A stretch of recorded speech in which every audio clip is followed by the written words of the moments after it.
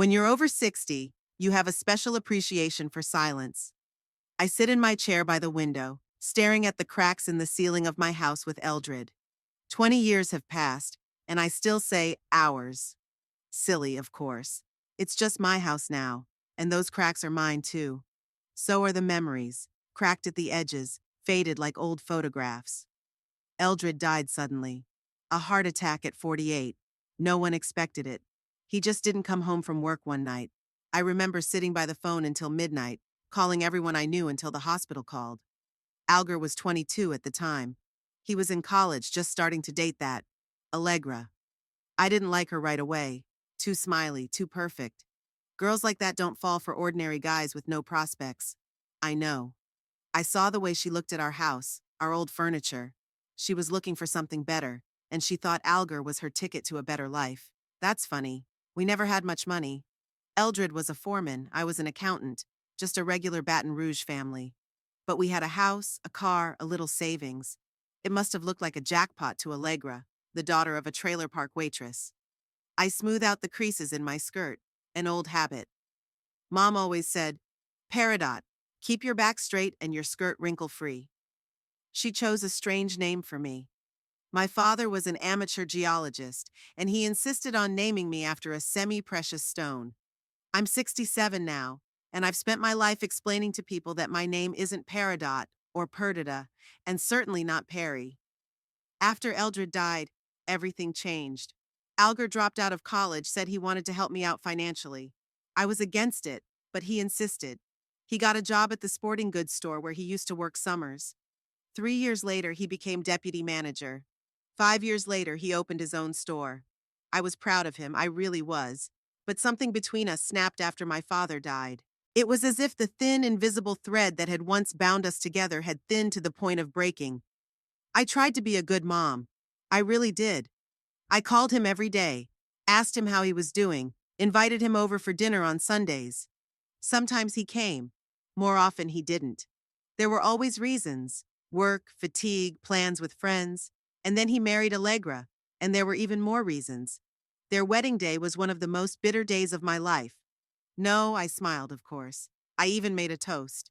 But to see this woman rubbing herself into our family, knowing that all she wanted was my son's money, it was unbearable. I tried to talk to Alger before the wedding. He wouldn't even listen. Mom, he said then, if you can't support me on the most important day of my life, it's better not to come at all. I did. I sat in the front row in my best dress and smiled so big that my cheeks ached by evening. After the wedding, it only got worse. Allegra stood between us like a wall. Sunday dinners stopped. The phone calls became shorter and less frequent. When I asked why they didn't come by, Alger always made excuses. Allegra's tired. We have plans. Next time, Mother. The next time never came. And then 5 years ago, there was that awful Thanksgiving. I had prepared so much: turkey, cranberry sauce, pumpkin pie, just like Alger loved as a kid. They promised they'd come. They promised. I waited until 7 p.m. before I called. Alger answered after the fifth ringtone. There was laughter and music in the background. Oh, Mom, I'm sorry. There was no real regret in his voice. We're at Allegra's parents' house. She was so upset about her mom's illness that I decided to surprise her. We completely forgot to call you. We did. They just forgot about me. That night was the first time I really realized how lonely I was. Since then, I stopped waiting. I stopped hoping. I know I'm a burden to my son, a grumpy old woman who's always asking for things. But is that too much to ask? Don't I deserve at least a little attention from my own child? I rise from the chair, feeling my knees crunch. It's time to pack. Today I have a meeting with Fletcher 12trees, my lawyer. That's an amazing name, 12trees. He told me it means 12 trees and comes from some ancient estate of his ancestors. Fletcher's been handling my business for 15 years. He's reliable, though expensive. But today is not about taxes or insurance. Today I want to change my will. Fletcher's office is downtown, in one of those glass buildings that modern businessmen love so much. Too much glitter and reflection for my taste. I prefer old brick walls and wood floors. They remind me of the house where I grew up. Mrs. Bridewhistle, Fletcher greets me in the lobby. It's good to see you. He's always so officious. Even now that we've known each other for so many years, he never calls me by my first name. It's always Mrs. Bridewhistle. I like that. In a world where everyone tends to be familiar, it's nice when someone abides by the old rules of propriety. His office is cool. The air conditioner is running at full blast, even though it's only 22 degrees outside. It's typical Fletcher to always keep the temperature just below comfortable so clients don't linger. So, he says as we settle into our chairs, you wanted to discuss the changes to the will? Yes. I pull a folder of documents out of my bag. I've decided to make some adjustments. May I ask what the reason was? Fletcher always asks that question, not out of curiosity, out of professional discretion. He has to make sure I'm in my right mind, that no one is forcing me to make changes. My son, I answer. Or rather, his attitude toward me. I see. He makes a note in his notebook. What exactly do you want to change? I take a deep breath. What I'm about to do may seem petty, even cruel. But after so many years of neglect, after so many disappointments, I want to remove Alger from the will, completely. Fletcher doesn't look surprised. He must have seen a lot more than that over the years. And who do you want to leave your estate to? River Road Animal Shelter. They're always short of funds, and I've always loved cats. That's true. Eldred and I always had cats until Alger claimed he was allergic. Sudden allergies at 15 years old. Too convenient to be true. Okay, Fletcher nods. I'll prepare the paperwork. But let me give you some advice, not as a lawyer, but as someone who's known you for years. Decisions like this are best not made in a fit of anger. Maybe you should talk to your son again. I've tried. I shake my head. A lot of times, but there's something else. Yeah? I thought to test him. A test, if you will. I tell Fletcher my plan. His eyebrows rise higher with each word. Mrs. Bridewhistle, he says when I finish. I'm not sure it's reasonable. Reasonable? I chuckle unhappily. Perhaps. But this is Alger's last chance to show he cares. If he fails this test, then I was right about him. And about the changes to the will, too. And if he does the right thing? I wonder. Honestly, I don't believe he'll do the right thing. Too many disappointments, too many empty promises. Then, I finally say, I'll reconsider. But that's not likely to happen. Fletcher shakes his head but doesn't argue. He knows me well enough to know that once I've made up my mind, there's no changing my mind. When do you plan for this test? Tonight, I answer. I'll call him as soon as I get home. On the way home, I ponder what I'm about to do. Is it cruel? Maybe. But isn't it cruel the way Alger has treated me all these years? Don't I deserve some of his attention? No, I decide. It's not cruel. It's the last chance for him to prove that he's still my son. And the last chance for me to see if there's anything left in our family that's worthwhile. My hands shake as I dial Alger's number. The phone almost slips out of my fingers, aging weakness or nerves. It's hard to tell. The living room is too quiet, only the clock ticking on the wall, counting down the seconds of my solitude. It's almost 6 in the evening. Alger should be home, unless of course he stayed late at his store as usual. 1 beep, 2, 3. Maybe he won't answer again. Sorry, Mom, I've been busy. I'll call you back later. And he never calls back. Yes? Alger's voice sounds distant, as if his thoughts are elsewhere. Alger, it's me, I say, trying to make my voice sound broken, exhausted. It's not hard, years of practice. Mom, is something wrong? There's a wariness in his tone. Of course he knows I'm not just calling to ask how I'm doing. We haven't had that kind of conversation between us in a long time. I take a deep breath. This is it, the moment of truth, my little test. Alger, I have, bad news. I pause, as if gathering my strength. Your father, he died this morning. There's a silence, a long, heavy one. I can almost see Alger frowning, a wrinkle forming between his eyebrows, just like Eldred's. What? He says at last. Mother, what are you talking about?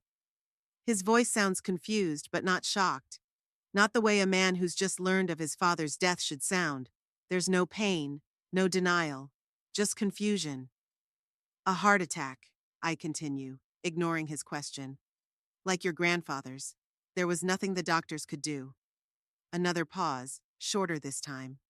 Mom, his voice sounds different now, tired, tinged with irritation.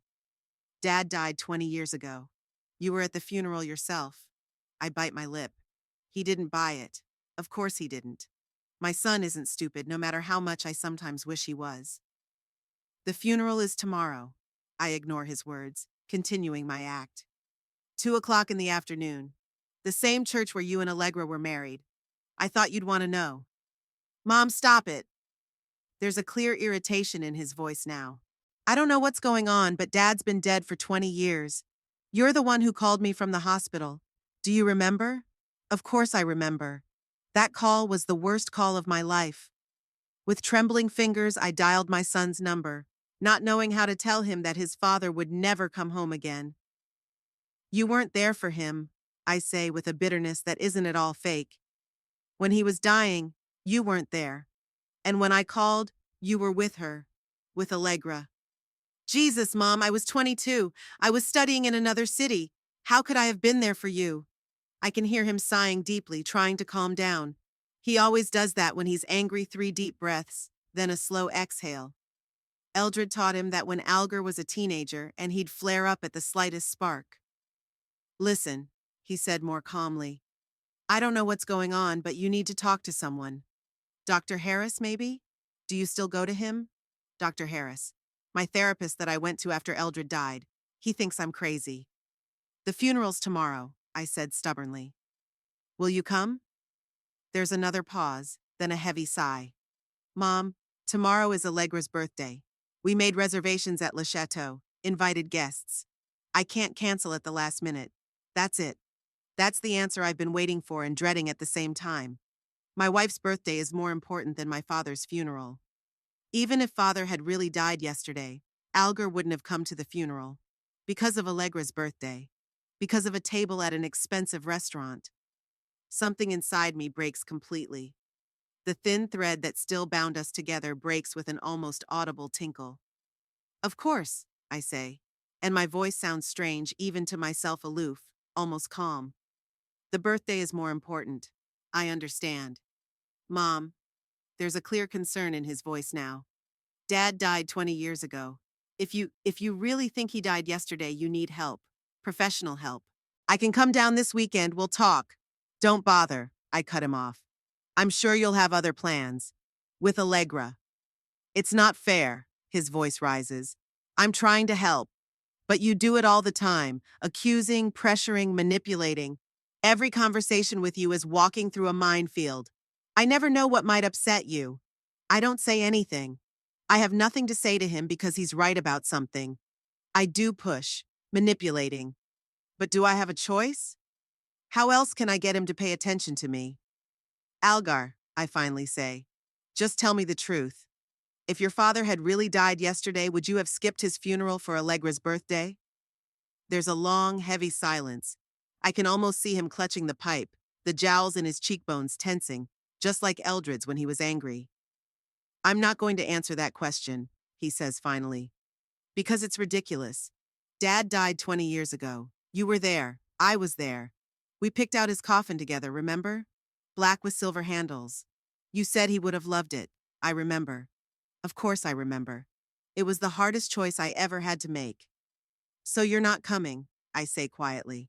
It's not a question. Mom, listen to me carefully. Dad died 20 years ago. There is no funeral. If you believe he died yesterday, you need help. And I will, I swear. But not tomorrow. Tomorrow is Allegra's birthday, and I promised her it would be special. Special. His wife's birthday will be special. Wasn't the day we buried his father? Or the day I called him in tears because I was scared and lonely in an empty house? Or the day I broke my hip and waited 3 days for him to find time to visit me in the hospital? Goodbye, Algar, I say, and hang up the phone without waiting for an answer. I sit in silence, staring at the phone. The clock on the wall continues to tick, indifferent to human drama. Outside the window, the evening sky is filling with twilight. It's a normal evening in Baton Rouge. Only something inside me has finally died. The phone rings 5 minutes later. I don't answer it. It rings again and again. I watch the screen blink, my son's name pop up, and I don't pick up. On the 10th ring, I turn the phone off. In the bedroom, I pull out an old box from under the bed, the same box where I keep my most prized possessions. Eldred's photos, his letters, the wedding ring I took off after the funeral and never wore again, and the will, the one Eldred and I made together when Algar was 15. All property passes to my beloved wife Peridot, and upon her death to our son Algar. I stare at those lines for a long time, written in legal language, dry and lifeless. We so believed then that we were doing the right thing, that we were taking care of our son's future. But who will take care of me now, as I grow old alone? Algar made his choice. Now I'm going to make mine. I pull out my phone book and find the number for Fletcher 12 Trees. I know it's late, but it can't wait until morning. I have to finish what I started today in his office. The phone buzzes, and I mentally rehearse what I'm going to say. Fletcher, I want the new will done as soon as possible. Yes, I'm sure. Absolutely sure. When he finally answers, his voice sounds sleepy. I realize I've woken him up, but it doesn't bother me. Nothing else I care about except wanting to correct my mistake. A 20-year mistake when I hoped my son loved me after all. Mrs. Bridewhistle? There's concern in his voice. Has something happened? Yes, Fletcher, I answer firmly. Something did happen. I ran my test, and Algar didn't pass. There's silence, then a heavy sigh. Are you sure this is the final decision? He asks. Absolutely. My voice doesn't waver. I want the new will ready by the end of the week. Everything as we discussed. Not a dime to Algar, all to the animal shelter. Mrs. Bridewhistle, maybe we should wait a few days. Making decisions like this on emotion? I've waited 20 years, Fletcher. That's enough. Get the papers ready. I hang up the phone and go back to the memory box. I pull out an old photograph of the three of us at a picnic. Algar is 12 years old, laughing, holding a fishing rod. Eldred has his arm around my shoulders. We look happy. I stare at the photo for a long time, then slowly tear it in half. Then again, and again, until all that's left of the happy family are tiny scraps of paper. And so ends 20 years of hope. The neighbors look at me differently now.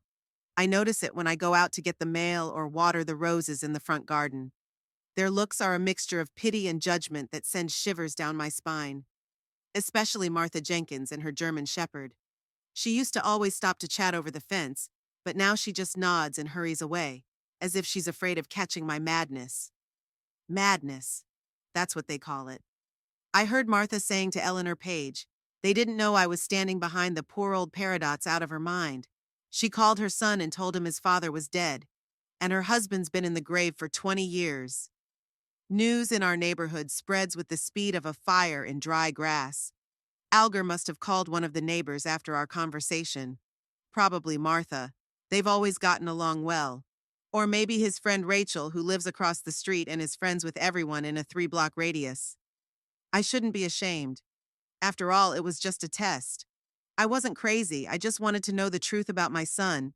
And I did, even though it hurt. But the shame still gnaws at me from the inside. I feel like a little girl who was caught lying and put on display in front of the whole class. Only now I'm not a girl, but an old woman. And it's not my classmates who are judging me, but the people I've lived among for the past 35 years. The week passes in painful loneliness. Algar doesn't call. I don't call him either. What can I say after this? I'm sorry, son. I was just checking to see how much you don't care about me. No. Pride's the only thing I got left. I'm not going to humiliate myself begging for his attention. Fletcher 12 Trees sent over a new will for me to sign. It's on the kitchen table, neatly folded in a blue folder with gold embossing. I haven't signed it yet. Not because I doubt it. I'm determined to disinherit Algar. It's just that every time I pick up the pen, something inside me clenches, and I can't bring myself to sign. Thursday night, I hear a knock on the door. Loud, insistent. My heart sinks for a moment. Could it be Algar? But no, it's not his knock.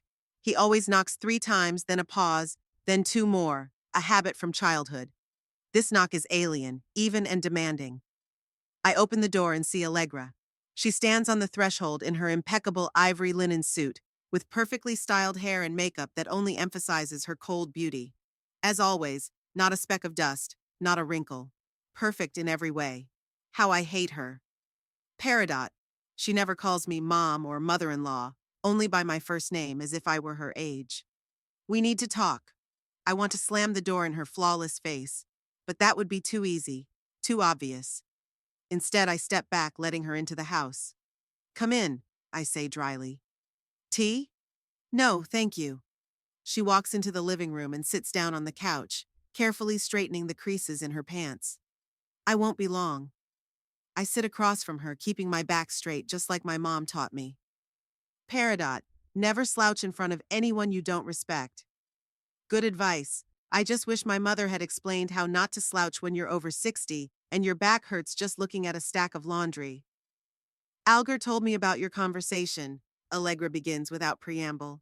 Always so straightforward, always cutting to the chase. Never able to beat around the bush like normal people. He's very upset. Really? I raise an eyebrow.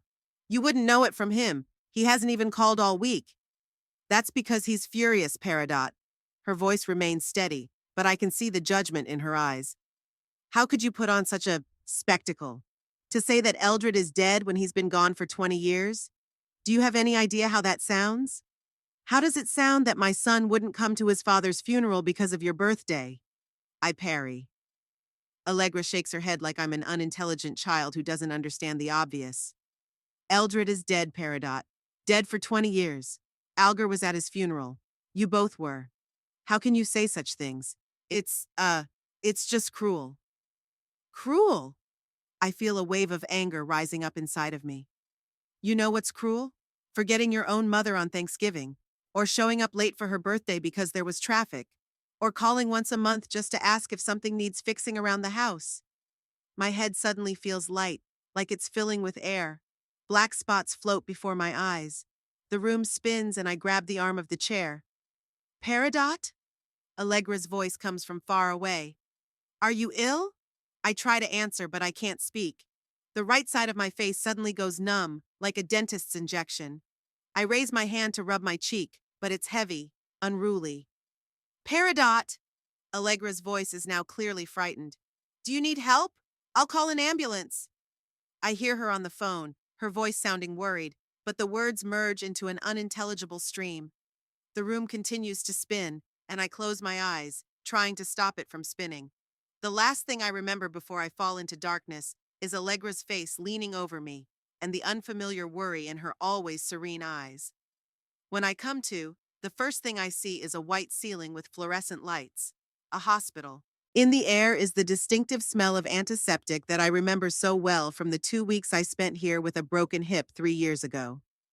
Mrs. Bridewhistle, can you hear me? There's a young doctor standing next to the bed, too young for my taste. He's about 35 with a stethoscope around his neck and a clipboard in his hands. I'm Dr. Nash. You're at St. Catherine's. What? My voice sounds hoarse, like I haven't spoken in days. What happened? You had a transient ischemic attack, he says, as if I should know what that means. Simply put, a microstroke. A small blood clot disrupted the blood supply to part of your brain, but it dissipated quickly. You're lucky your sister-in-law was there to call an ambulance. A couple more hours and the consequences could have been much worse. Allegra. She was there, called the ambulance, saved me. How long have I been here? I ask, trying to collect my thoughts. 2 days, Dr. Nash answers.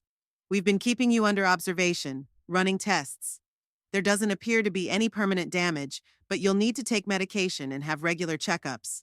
A microstroke is often a precursor to a more serious stroke if left untreated. He says something else about blood pressure, cholesterol, and stress, but I don't listen. 2 days. I've been here for 2 days. Was there an Alger? Did he come? My son, I interrupt the doctor. Did he come? Dr. Nash looks puzzled. I'm sorry, I don't know. You'd better ask the nurse on duty.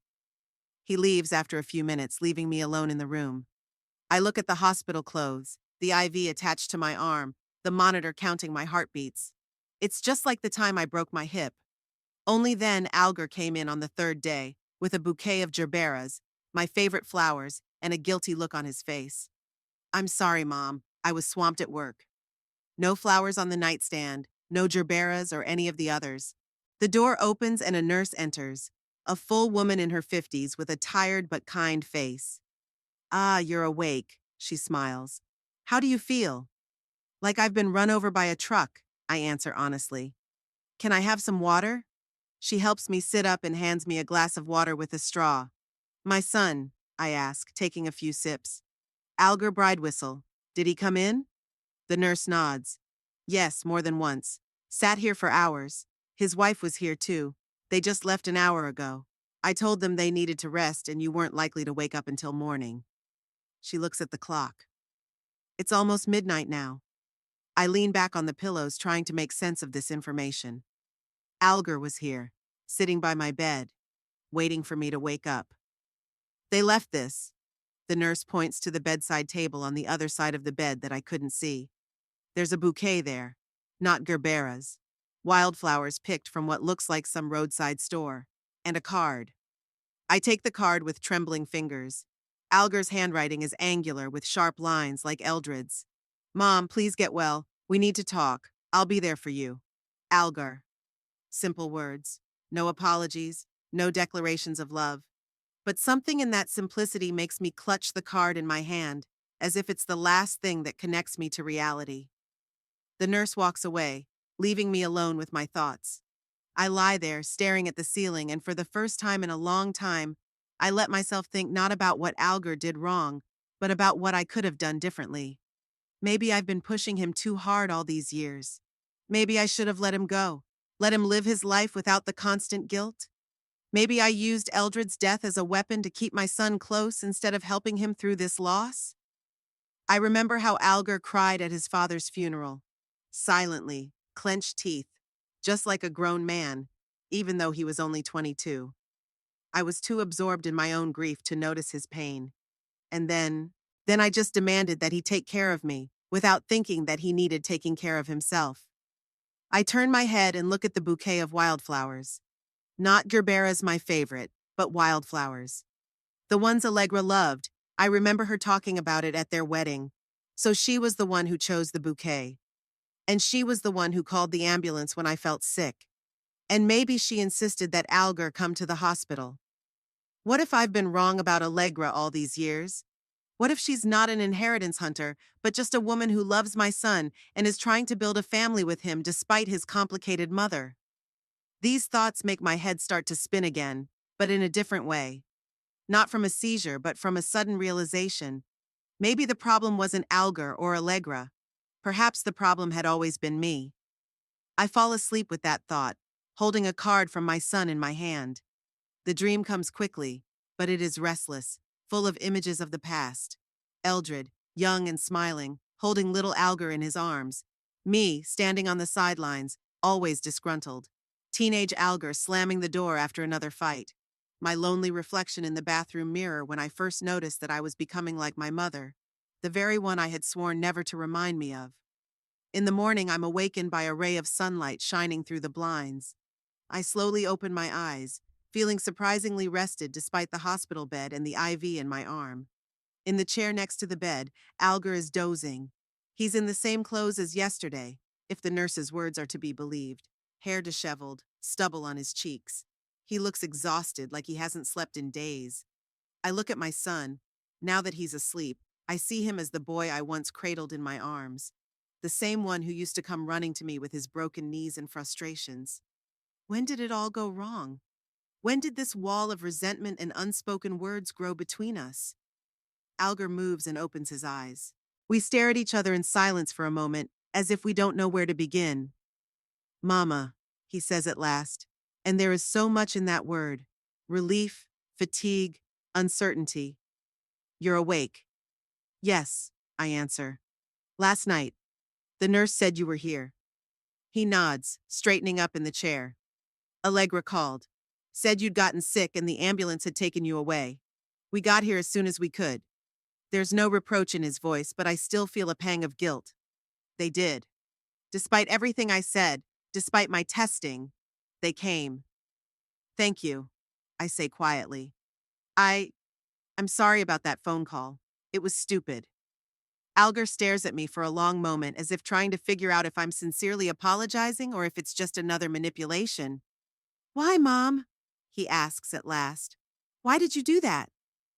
I look away, unable to bear his gaze. How can I explain to him all the pain of loneliness, all the fear of being forgotten, all those years of feeling unwanted by my own child? I wanted to know, I said finally, if you really cared about me. So you decided to see if I'd come to the funeral of my father, who died 20 years ago? There's bitterness in his voice, but not anger. How could you think I wouldn't come if it was real? Because you said it was Allegra's birthday and you couldn't come. I look at him again. You said so yourself. Alger rubs his face with his hands, a gesture I remember from his teenage years. It's what he always did when he was upset or embarrassed. Mom, I said it because I knew you were lying. Dad died 20 years ago, we both know that. I thought. He stops talking, searching for words. I thought you were deliberately testing me with some ridiculous story, and I decided to respond in an equally ridiculous way. Of course, if Dad had really died, I would have come to the funeral. What kind of question is that anyway? I could feel the color flooding my face. He knew. Knew all along that this was a test, and he just answered me the same way. And I took his words at face value and drew conclusions that only confirmed my worst fears. Mom, Algar continued, the doctor said that stress could have triggered your attack. You can't go on like this, torturing yourself with suspicions, resentments, these scrutiny. It's killing you. Literally. I know he's right. I know that my bitterness, my resentment, my constant need for confirmation of his love is poisoning not only our relationship, but also me from the inside out. We have much to discuss, Alger says, rising from his chair. But not now. Right now you need to rest and recuperate. I'll come back later, okay? I nod, not trusting my voice. He leans over and kisses me awkwardly on the forehead, just like when I used to put him to bed as a baby. The simple gesture brings tears to my eyes. When the door closes behind him, I finally let myself cry. Not out of resentment or anger like before, but from the realization of how close I came to losing everything. My health, my son, myself. Maybe it's not too late to fix everything. Maybe this microstroke is a wake-up call that it's time to change before it's too late. I look at the bouquet of wildflowers, and for the first time I notice how beautiful these simple daisies and cornflowers are. Unassuming but sincere. That's what a real relationship should be. Without manipulations, without checks, without the eternal fear of losing what is dear. Maybe it's not too late to learn how to do that. Maybe there's still a chance. The hospital released me after 5 days. Alger had insisted that I go straight to their house. The doctors had recommended that I be looked after for the first time, and it was dangerous to be alone. I resisted, of course. The thought of living under the same roof as Allegra seemed unbearable, despite my new thoughts about my sister-in-law. It was one thing to theorize that perhaps I had been unfair to her, and quite another to tolerate her perfection around the clock. I'm perfectly fine on my own, I said stubbornly as the nurse gathered my things. I'm 67, not 107. I've only had a microstroke once. And that's why you can't be alone, Alger insisted. What if there's a second one? Who would call an ambulance? The neighbors, I shrugged, even though I knew how pathetic that sounded. What neighbors? The same ones who were now looking at me like a crazy old woman? I finally agreed, not because of Alger's arguments, but because I could feel the wall of innuendo between us beginning to crumble in the hospital room. I wanted to believe that maybe we still had a chance to make things right. Naive old fool. Alger and Allegra's house was exactly as I'd expected. Perfect, like something out of a Perfect Home magazine. White walls, minimalist furniture, not a speck of dust, not a single thing out of place. The complete opposite of my cozy chaos with decades of accumulated knickknacks and photos. I was put in the guest bedroom, sterile white, like an operating room. Even the curtains were white, making the morning light especially merciless on my wrinkled post-hospital face. The first 2 days passed surprisingly peacefully. Alger worked, Allegra did her floristry, she had a small studio in the center of town, and I just relaxed, watching TV and trying not to feel superfluous in this sterile space. We hardly talked about that phone call or the hospital, as if by unspoken agreement, we put off all the difficult topics for later. On the third day, everything changed. I was sitting in the kitchen trying to figure out their fancy coffee maker when I heard the sound of the front door opening. Strange. It was only 10 in the morning, too early for Algar or Allegra. Then there were quick, heavy footsteps, and my son flew into the kitchen, disheveled, with a flaming face and an envelope in his hand. "What's this?" he asked without preamble, shaking the envelope in my face. I immediately recognized the letterhead of Fletcher 12 Trees. Oh my, a letter of probate. I'd completely forgotten about it after the hospital. "Algar, I know what it is," he interrupted, his voice ringing with anger. "Fletcher called me. Said he sent you the papers for your signature before your seizure, but you never returned them. Thought I'd check to see if it was still on or if you'd changed your mind. Can you believe the coincidence? I was just checking your email because you live here and I got this call.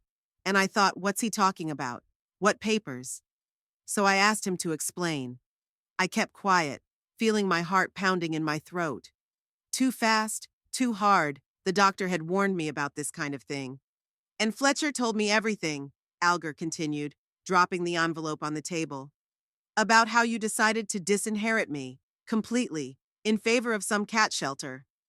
A dog shelter, actually," I corrected myself, and immediately regretted it. "Oh, I'm sorry, of course that changes everything." His voice was oozing with sarcasm. "Not cats, but dogs will get the house I grew up in. That's great. When were you going to tell me about this? After your funeral?" I took a deep breath, trying to calm my heartbeat. "I was going to sign those papers before the hospital. Then everything happened so fast and I decided to take advantage of my hospitality first." He grinned bitterly. "That's clever. Very clever, Mom." His words hit me like a slap in the face. Did he think I'd played the attack to manipulate him? That I'm that calculating? "Do you really think I faked a microstroke?" I asked quietly. "I don't know anything anymore." He was almost shouting now. "You call me with a story about your father's death that you made up yourself. You secretly changed the will behind my back. You keep accusing me of not taking care of you, and you're the one you throw me out of your life for some mongrel dog. Don't talk about homeless animals like that," I flared up. "At least they have loyalty, which can't be said about you." "Loyalty?" He slammed his fist on the table so hard that the coffee maker bounced. "You're talking to me about loyalty? You, who makes me feel guilty every single day for just living my life? Do you know how many times I've canceled plans with Allegra because you suddenly don't feel well? Or how many vacations we've missed because something might happen to you while we're gone?" I wanted to object, to say that it wasn't true, that I'd never manipulated him that way. But somewhere deep inside, I knew he was right. I did use my loneliness, my health, to keep him around. Not always consciously, but I did. "I just wanted you around," I said quietly. "You're my only son, and I have my own life." He waved his hands in despair. "My own wife, my own business, my own problems. Why can't you understand that?" At that moment, Allegra entered the kitchen. She must have heard the screams and came running home from her studio, which was only a couple of blocks away. "What's going on?" she asked, shifting her gaze from me to Algar. He silently handed her an envelope. She quickly ran her eyes over the document and her perfect eyebrows shot up. "Peridot, is this true?" Her voice sounded not accusing, but rather surprised. "Yes," I answered, straightening in my chair. I had at least been an honest woman all these years, and now I wasn't going to deny the obvious. I did want to change the will.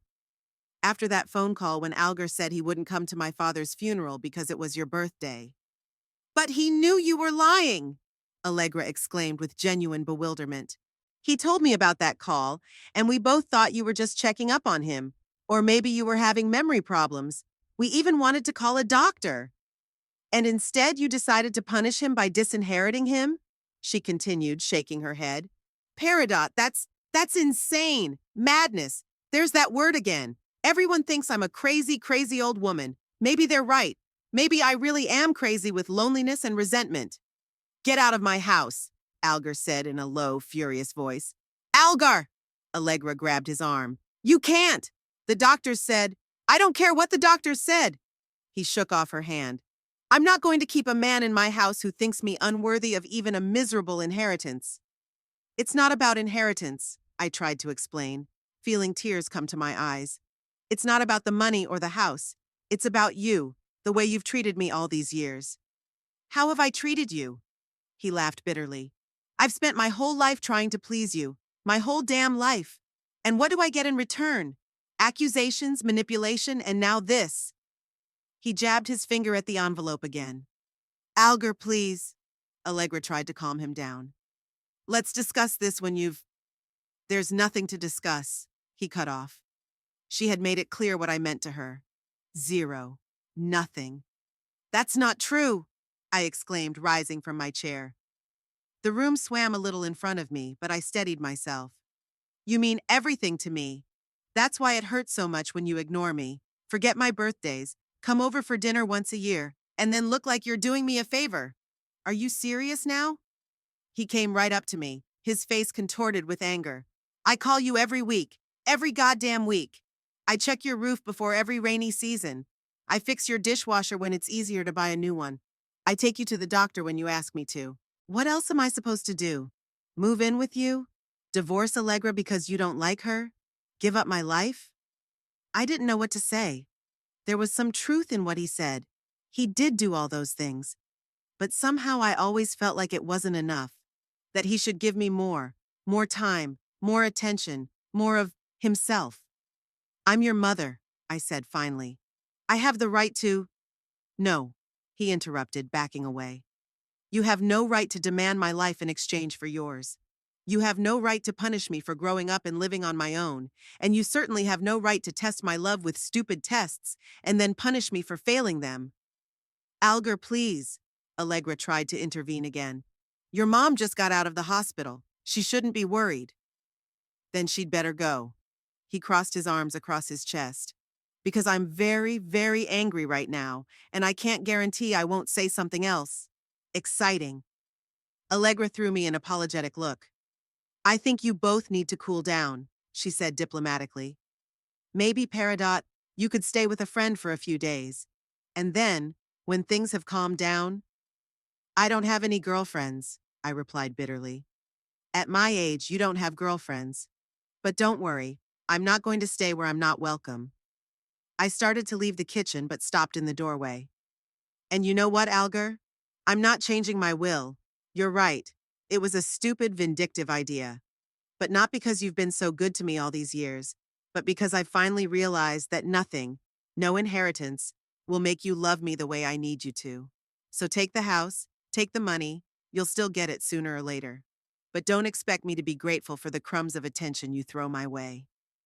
I walked away without looking back, feeling my knees shake. Allegra caught up with me in the hallway. Peridot, wait, she took my hand. You can't just leave. You need supervision. Maybe we could hire a nurse. I don't need a sitter. I pulled my hand free. I'm 67, not 107, and I'm perfectly capable of taking care of myself. But the doctors said, to hell with the doctors. I almost shouted it. All my life I've listened to other people, my parents, my husband, my doctors, my son. All my life I've tried to live up to someone else's expectations. That's enough. I'm going to do what I want to do now. She looked at me with genuine concern, and for a moment I felt ashamed of all the years I'd treated her with suspicion and dislike. Perhaps she did care for me, not for Algar or the inheritance, but simply because she was a good person.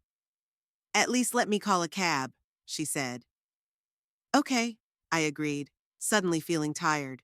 Too many emotions for one morning. Thank you. While we waited for the cab, Allegra helped me pack. We didn't talk, she probably didn't know what to say, and I didn't have the energy for small talk. Algar never came out of the kitchen. When the cab pulled up, Allegra took my bag out and helped me into the car. Peridot, she said before closing the door. He didn't mean it. He's just upset. No, I shook my head. That's exactly what he meant. And you know what? He's right. I did manipulate him. I used my loneliness as a weapon. And now I was reaping the rewards. I slammed the cab door before she could respond. The last thing I saw in the rearview mirror was Allegra standing in the driveway with a confused look on her face.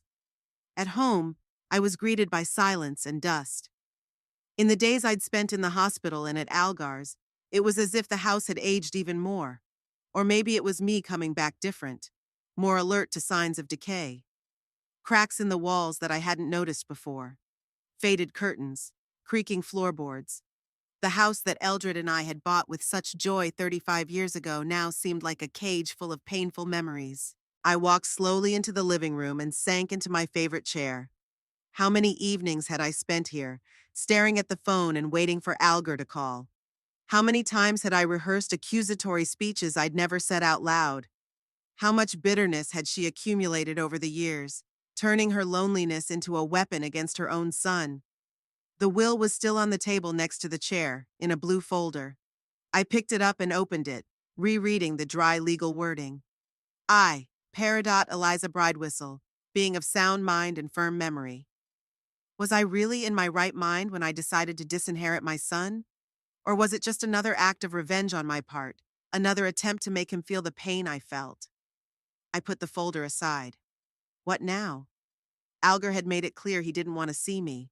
And maybe he's right. Maybe we both need space to process everything that's happened. Or maybe it's better if we don't see each other at all. Some wounds are too deep to heal. The phone in the hallway rang, snapping me out of my musings. I didn't pick it up. Let the answering machine do the talking. 3 beeps, 4, 5. A click, and my own voice recorded years ago. Hello, you've reached Peridot Bridewhistle. I can't come to the phone right now. Please leave a message after the tone. Mrs. Bridewhistle, this is Fletcher 12 Trees, came a familiar voice. I've been trying to reach you for several days. I'm afraid there's been a misunderstanding. I spoke to your son this morning, and he seems to have misunderstood our conversation. I never mentioned the will. I just wanted to see how you were feeling after the hospital. Please call me back as soon as possible so we can clarify the situation. A click, and the answering machine went silent. I sat there dazed, trying to make sense of what I'd heard. Fletcher hadn't told Algar about the will? Then how did... And then I realized. The envelope. He found the envelope with the papers when he checked my mail. And he figured it out. And then he called Fletcher, pretended he already knew about the will, and got the lawyer to confirm it. That's clever. Very clever, son. I felt a strange mixture of pride and bitterness. My son is not stupid, a trait he inherited from Eldred. But he also inherited his temper and his ability to say cruel things in anger. So what now? Call Fletcher back? Explain to Algar? Try to glue what had shattered this morning into 1,000 pieces? No. Let it stay the way it is. Maybe it's better for both of us. Algar's right.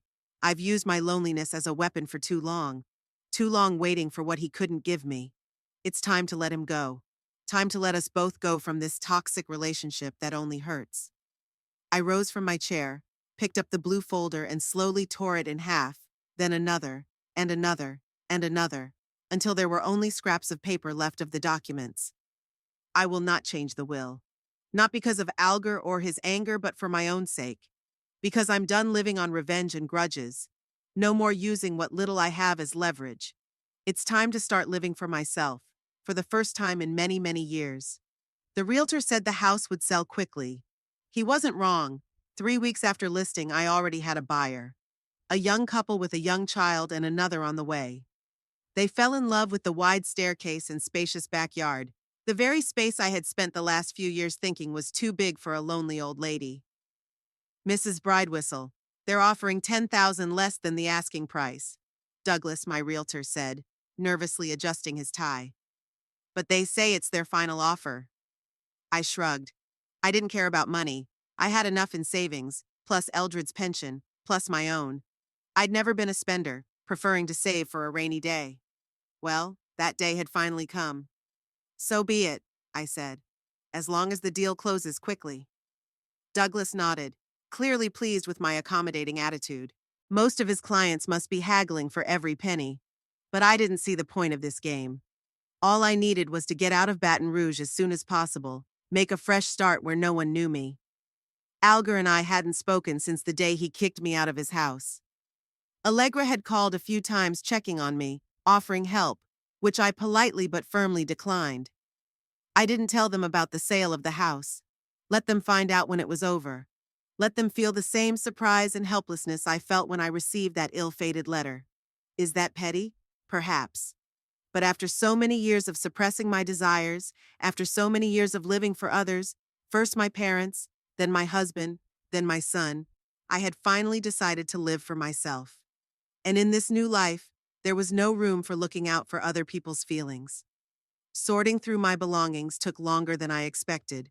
There was so much junk that had accumulated in this house over 35 years.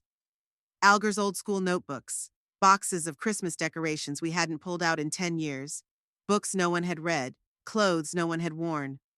I was ruthless. 90% of the stuff went in the trash or to charity. I kept only the essentials and a few memorabilia. Eldred's wedding ring, his watch, a couple of photos from when we were still a happy family. I sent the photos of Alger in a separate box labeled for Alger Bride Whistle and asked Douglas to give it to my son after the deal was closed. Let him decide what to do with them, keep them, throw them away, burn them. It was no longer my concern. On the 40th day after our fight, I counted like a prisoner in a jail cell. The deal was closed. I signed the papers, got the check, and took one last look around the empty house, no longer mine. Bare walls, clean floors, the smell of lemon detergent. No sign of 35 years of life. It was as if I'd never been here. Are you sure you don't want to say goodbye to the neighbors? Douglas asked as we stepped out onto the porch. Absolutely, I answered, putting on my sunglasses, even though the day was overcast. Goodbyes are for those who plan to return someday. My new home, a tiny cottage in Savannah, Georgia, was waiting for me. I chose Savannah for a reason. First, it was a whole different world compared to Baton Rouge, an old town with history, with an Old South vibe that had always fascinated me. Second, it was home to Dorothy Harper, an old college friend of mine with whom we lost touch after I got married, but recently found each other thanks to the internet. I'd never been particularly tech-savvy, but after my fight with Algar, I decided to embrace the computer and social media, if only to prove to myself that I wasn't quite old and helpless. Signing up for Facebook was easier than I thought, and soon I was looking at profiles of people I'd known when I was younger. Dorothy was one of the first people I found. She hadn't changed much over the years. Same bright eyes, same smile, only her hair had turned gray like mine. We began to correspond, and gradually our friendship revived, as if these 40-odd years of separation had never happened. When I told her about my decision to sell the house and start a new life, she suggested we come to Savannah. It's quiet, peaceful, and full of old peppers like us, she wrote. The perfect place to enjoy a well-deserved vacation and do all the things I haven't gotten to do in the previous 60-plus years. She even helped me find a cottage, tiny but cozy, in a quiet neighborhood near the historic center. One bedroom, a small living room, a kitchen, and most importantly, a veranda overlooking a flowering garden. Everything a single woman of my age needs. Dorothy met me at the train station. I preferred the train to the plane. I wanted to enjoy the views and prepare mentally for my new life. Peridot Bride Whistle! She opened her arms as soon as I got off the train. I swear you haven't changed at all since college. Liar, I laughed, hugging her back. I have more wrinkles now than a sharp eye. Nonsense! They're just wisdom lines. I have plenty of them too. She helped me with my luggage. I was traveling light, having most of my stuff shipped ahead of time by a shipping company, and took me to my new home. You're going to love Savannah, she said, maneuvering deftly through the dense city traffic. It has a special atmosphere. It's like time moves slower. And the people are different. No one's in a hurry. Everyone says hello on the street, even to strangers. I nodded, looking out the window at the old houses with columns, at the sprawling oaks covered with Spanish moss, at the neat squares and parks. The city breathed history and tranquility, just what I needed after all the turmoil. My cottage was even better than it looked in the photos. Small but perfectly planned, with antique furniture, which I chose and bought in advance online, and fresh flowers in vases, a credit to Dorothy, of course. I hope you like it, she said as we looked around the house. I tried to make it as cozy as possible. It's perfect, I replied sincerely. For the first time in years, I had a place that was truly mine. Not mine and Eldred's, not Algar's, but mine.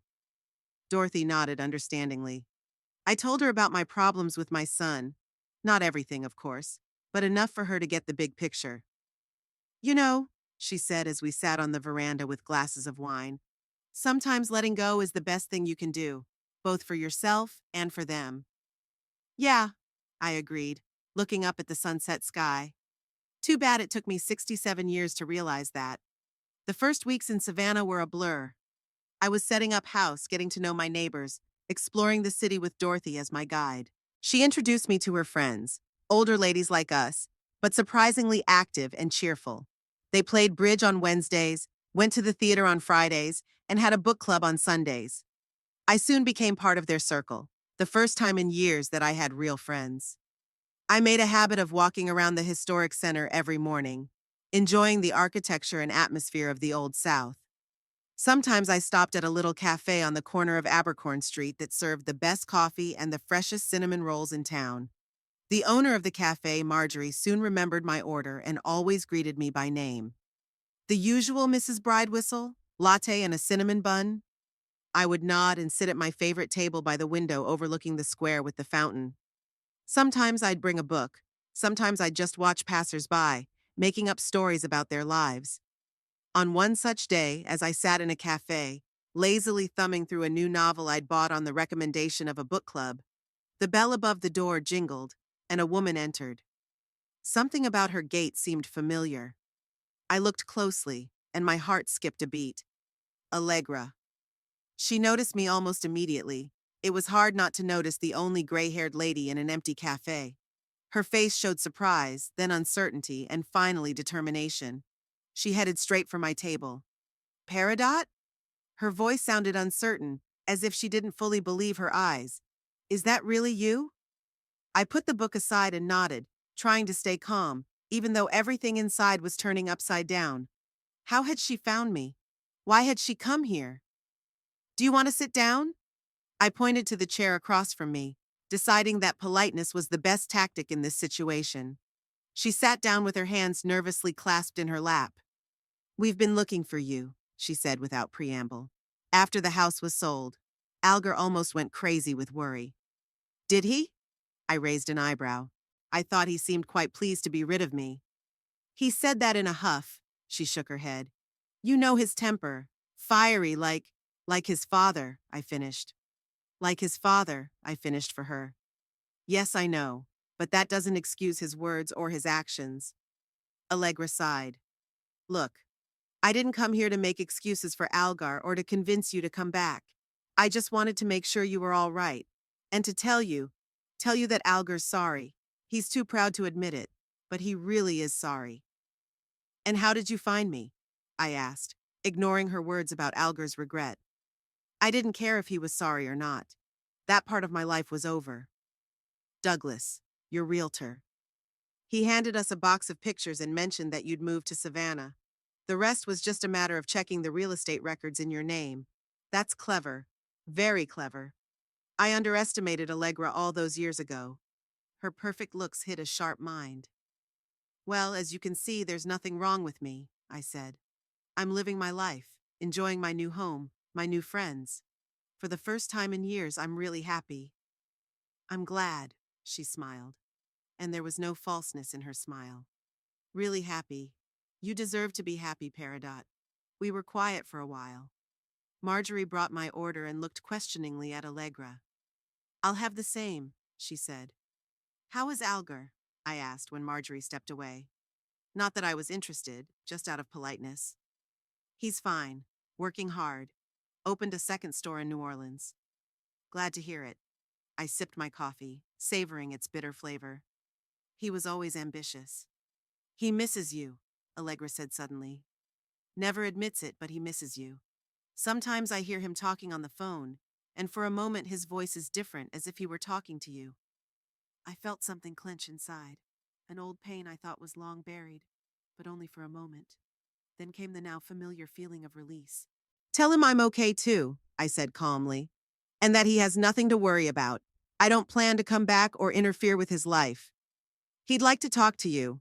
She pulled a folded piece of paper out of her purse. This is his phone number and his email address, in case you want to get in touch. I took the sheet but didn't unfold it. Instead, I placed it carefully next to the book. I'll think about it, I said, even though we both knew that wasn't true. I wasn't going to call or write. That chapter of my life was closed, and I saw no point in revisiting it. We talked some more. About nothing, about the weather, about Savannah. Then Allegra looked at her watch. I have to go, she said. I have a plane in 3 hours. I nodded, finishing my coffee. It was nice to see you, I said, and it wasn't a complete lie. Without the weight of the daily strain of our past relationship, Allegra actually seemed like a pleasant woman. Peridot, she paused, standing up from the table. He's really sorry, and so am I, about the way things turned out. It's okay, I smiled, and for the first time in years it wasn't a mask. Sometimes people are just better off apart, even if those people are mother and son. She nodded, as if she understood more than I'd said out loud, and walked out of the cafe, leaving me alone with my coffee and a folded piece of paper. I watched her through the window, watching her walk down the street, still as slender and elegant as ever, even after all these years. Then I shifted my gaze to the piece of paper with Algar's phone number on it. I could have called. I could have tried to rebuild the relationship, to start over from scratch. Maybe we'd both changed enough over the years to find a new way to exist in each other's lives without pain and disappointment. But why? Why go back to something that caused so much pain? Why risk the peace and happiness I had finally found? I took the sheet and slowly, methodically tore it into small pieces. Then I gathered them up and tossed them in the trash can next to the table. Some people just aren't meant to be together. And sometimes the bravest thing to do is not to fight for a relationship to the last minute, but to recognize its toxicity and let it go. For your own good. For your own happiness. I paid for my coffee and walked out of the cafe, breathing in the fresh Savannah air. The sun was high, and it was going to be a beautiful day. I decided to walk to Forsyth Square, where the local jazz band was supposed to play tonight. Dorothy said they were great. Walking down the cobblestone streets, I felt surprisingly light. It was as if the last thread tying me to my past life had finally been severed, and I was free. Free from expectations, from disappointments, from the endless cycle of resentment and reconciliation. For the first time in years, I could just be me, not someone's mother, not someone's widow, but just Peridot Bridewhistle, a woman with her own wants and needs. And let some call that selfishness. I prefer to call it self-preservation. After all, no one will live my life for me, and no one will make me happy but myself. It was a painful lesson I learned too late, but better late than never.